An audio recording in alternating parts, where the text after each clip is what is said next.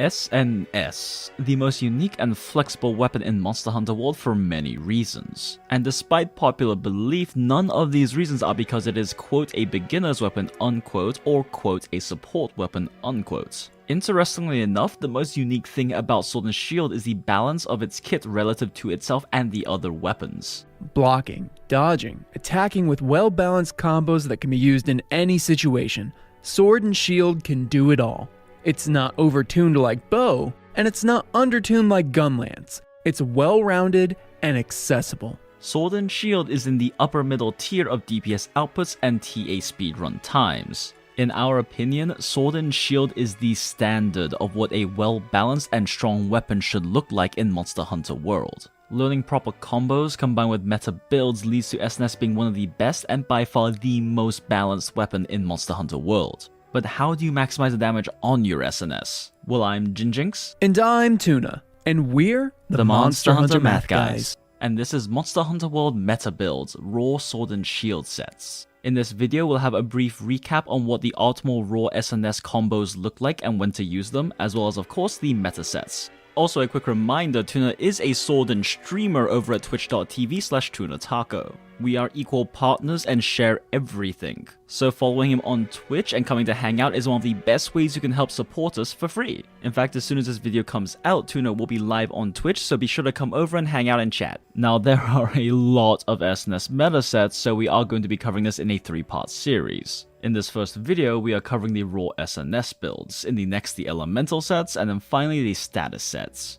But first, let's briefly recap the raw SNS combos because we will be referring to these a lot throughout the video. Sword and Shield is one of the most versatile weapons in Monster Hunter World. It's the only weapon in that raw, elemental, and status are not only good, but also have completely different playstyles and combos. We've already covered these playstyles and combos in depth in our last video, link in the top right in description. But here's a quick recap on how raw SNS plays. We focus on 2 combo loops, the Falling Bash and the Slash combos. Falling Bash is objectively your highest DPS rotation possible on SNS in most situations. It has almost the exact same motion value as a level 1 True Charge Slash on Greatsword and has 2 elemental damage procs to boot. It has the highest motion value per second on SNS's kit, half the hit stone consumes sharpness and also deal blunt damage, and also blunt hit zone values are almost universally higher than Sever, making the damage even higher. Oh, and it deals KO. TLDR on raw SNS, if you can land this combo, you should use it. But sometimes that's not possible due to monster geometry or the animation time, hence why we still also use the Slash combo. Out of all of these sword-based combos, the Slash combo deals the most raw damage per second, but the least elemental damage per second. Its motion value per second is slightly lower than the Bash combo, but between Bash dealing blunt damage and KOing, the Slash combo falls behind in pure DPS on raw sets. The trade-off is lower animation commitment, making it safer. The damage is also front-loaded, meaning you can fit more damage into smaller windows. This makes it great for tripping or flinching, and then giving you an opportunity to Falling Bash. Maestro Nox put together this neat little flowchart explaining exactly how to raw SNS. The TLDR is a Slash combo until the monster trips over, then Unga Bunga the head until dead. Legacy and Waltz combos are situationally useful, but Slash is the most effective until a Falling Bash opening. And just to clarify, a Falling Bash opening is not only when a monster is tripped, it's pretty much any time you are sure you're going to land it if you use it. Alright, now that we understand the combos for raw SNS, let's talk about the builds. So out of all the raw SNS builds, the ones you will use the most often are those using the Joe Sword and Shield. And to help us cover these sets, here's a good friend and speedrunner, Maestro Nox. Huh? Tuna, stop. I'm playing Fire Emblem. If you don't record these lines, so help me. Oh, for God's sake, fine. Hey everyone, I'm Maestro Nox. I do things with SNS and I'm here to tell you about my go-to SNS mix set. This set uses the Joe's SNS due to its extremely high raw values. The dragon it has just solidifies its position since most elders have a dragon weakness. With a handicraft charm, it sits at a comfortable 30 hits of white. Since crits synergize with Master's Touch, you mitigate the low affinity it has with affinity augment and skills, and run 3 points of crit boost to take advantage of all that crit you have. You sit at around 98 affinity with Max Might, and SNS doesn't have any trouble keeping stamina up, even with constant back hops. That's more than enough for Master's Touch to be effective at keeping your sharpness healthy. Since monsters are so easy to enrage in World due to their low health, Agitator will activate really early in the fight, pushing your affinity to 100 and giving you some free attack. Airborne is just a bonus from Draken and doesn't really do much, since Falling Bash doesn't benefit from it. Can I go back to my strategy RPGs now? Is it okay? Tuna says it's okay. Ooh.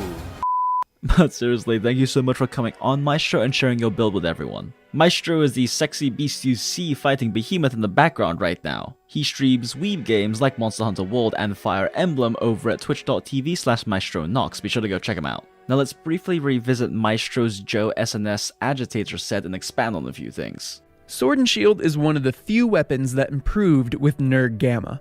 This updated version of the Joe SNS has the highest potential EFR, but only while Agitator is active, making it ideal in shorter fights. At 548.86 EFR and 23.63 EFE, this is the hardest hitting raw set most of the time. The only monsters you wouldn't use this against are dragon immune monsters like Odogaron and Black Diablos. Or in matchups where you might need more sharpness, but more on that in a second. Without Agitator active, this set only runs 90% affinity with White Sharpness and Master's Touch. On average, that's 600 hits on weak points to Blue Sharpness. That's more than enough considering that your Falling Bash shield hits don't consume sharpness. We run a health augment on this set for comfiness, but an attack affinity combo would be your highest damage. Now, as Maestro mentioned earlier, max might uptime isn't really an issue on Sword and Shield. I mean, yes, the backhops do consume stamina, however, if you backhop into a Falling Bash, only the first sword hit does not get max might. By the time the rest of your hits have landed, all of your stamina has regenerated. On top of that, if you eat for Feline Black Belt, all of the hits get max might uptime. Now, you will still occasionally not have max might on slash combos right after rolling or backhopping, but it's still the most efficient way to hit 100% affinity on this build. This is also why Handicraft 3 is our recommended for more comfy whites. Between the occasional max might non-crit and weak point whiffs, it's possible to lose some sharpness on the build. Technically, you hit higher EFR if you only run one Handicraft on a build by changing the charm to a max might or Wex charm and changing one of those to a Handicraft deco. But you only gain one Agitator and one attack boost out of it with 99% affinity with Agitator active. Not worth it in our opinion. If you hit Blue Sharpness with this build at any point during the hunt, the 3 Handicraft build will outperform it. If you don't like running Agitator, this is the old no Agitator Joe SNS set. It trades the 2 Agitator for 1 crit eye and 1 attack boost. This drops the potential EFR down to 539.62, a 9.24 EFR drop. You lose about 8 to 9 total damage per Falling Bash on a 60 hit zone value, but on higher Agitator uptime matches, this set is weaker than the previous Agitator set. Realistically, you'll use this set most of the time unless you're able to kill the monster before the enrage timer stops. Again, you can run one Handicraft on this build, but all you gain out of it at most is 1 Agitator or 1 attack boost or 1 peak performance. Only 1, not really worth it. Alright, so if you use Joe on most raw matchups in the game, what do you use on the others? Well, you have 2 options, the Ruin or the Styx SNS. Let's start with the Ruin build. With Peak and Agitator active, this has 560.19 EFR, which puts it at 12.04 more EFR than the Joe Agitator build with 4.46 effective blast. However, blast is underpowered compared to elemental damage, so the Joe build still deals more against most monsters. It does trade back and forth depending on the blast resistances and the dragon hit zone values of the monster, but basically anything that is either immune or very close to immune to dragon, the rune tends to be better. Now, because blast is underpowered and this is a raw SNS build, we don't run any blast attack in the build, it's just not worth the EFR drop. Also, this build is peak reliant. If you cannot maintain very high peak uptime, then the Joe SNS is just always better. However, between the health augment and the hasten recovery that's built into the Ruin SNS, this build does have a relatively easy time maintaining that peak performance. Still, if you get hit a lot, you're probably better off running one of the Joe SNS sets. This build also has insanely comfy levels of White Sharpness with 50 natural units of White Sharpness. You have to hit non-weak points a lot to hit blue sharpness with this, which can make it better in certain matchups where sharpness may be a concern, such as arc-tempered monsters. The longer a hunt goes on, the more you whiff weak points and the more sharpness you lose. The next option is the Styx Sword and Shield. This set is similar to the Ruin we just showed, except the natural 10% affinity in Styx means we get to run an extra level of Agitator and attack boost.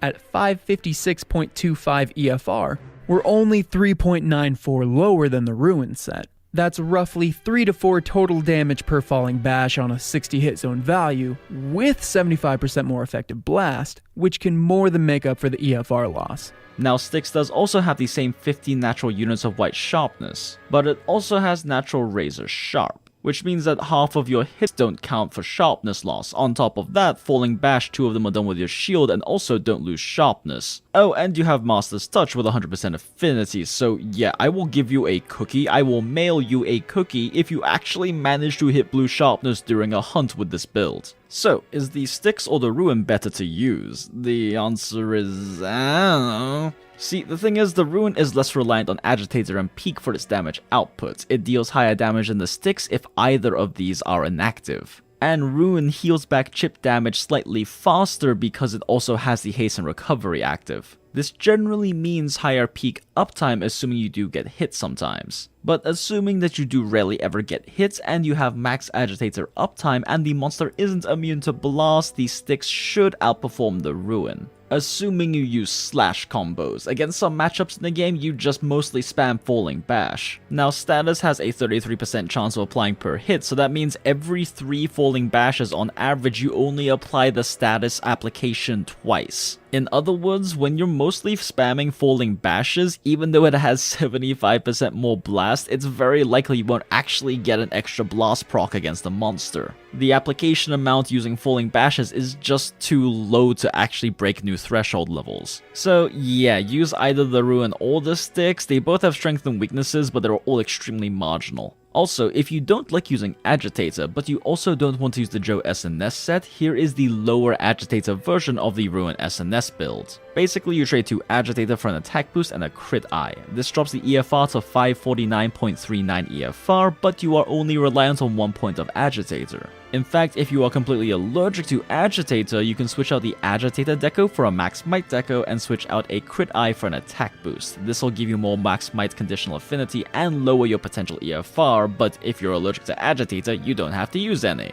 Generally, you don't end up using this because Ruin is really only used against high Agitator uptime monsters, but it is an option if you're allergic to Agitator and are allergic to the Joe SNS. Alright, these 5 builds are all of the raw SNS meta builds. Every other option simply falls behind these ones. But wait, you might be thinking that none of these are non-elemental builds. Well, that is correct because the non-elemental SNSs are objectively worse than these options. The best possible non-elemental Sword and Shield is the Baroth Club 3. The Katie version of this, the Taroth Mud, is actually worse than the Baroth Club. The Mud SNS trades 1 augment and a level 2 slot for 10 more true raw. Not a worthwhile trade. At 566.16 EFR with Agitator and Peak active, this is only 5.97 EFR higher than the Ruin Agitator set. But that doesn't have Blast, meaning it would only outdamage it on Blast immune monsters. But the Joe SNS beats this on any matchup that isn't almost immune to Dragon. In other words, the Baroth Club is only the best against Blast immune monsters that take almost no Dragon damage. Guess how many of those there are in the game? 0. The answer is 0. So yeah, the Baroth Club was actually meta way back in the day before Draken existed, but it's since been outclassed in every matchup. Also, it's ugly. Now, those may be all the meta builds, but we are going to do something special to round out this video and include a build we would normally never include. The Streamer Special 9000. This is the build that Tuner runs on stream when playing against things like Arc-Tempered monsters. He gets asked about this build at least 40 times a stream, so we're including it per popular request. We call this a Streamer Special 9000 because, well, streamers are special and this build is 9000 IQ. Now, allow me to explain. So here's the thing, a good streamer has to read and respond to chat, and Tuner is a good streamer. Twitch.tv/TunerTaco. However, the brain is physically incapable of focusing on more than one thing at once. Technically, the brain cannot actually multitask, it just rapidly task switches. Colloquially, we call this rapid task switching multitasking. Now, when fighting something challenging on stream, such as arc-tempered monsters, a streamer has a classic conundrum. You either A, pay attention to the hunt and play well, or B, interact with chat. But with the Streamer Special 9000, you have a third option. Run Health Boost 3, run Evade Window 5, and AFK kill monsters with muscle memory and minimal brain input while responding to chat. Truly 9000 IQ!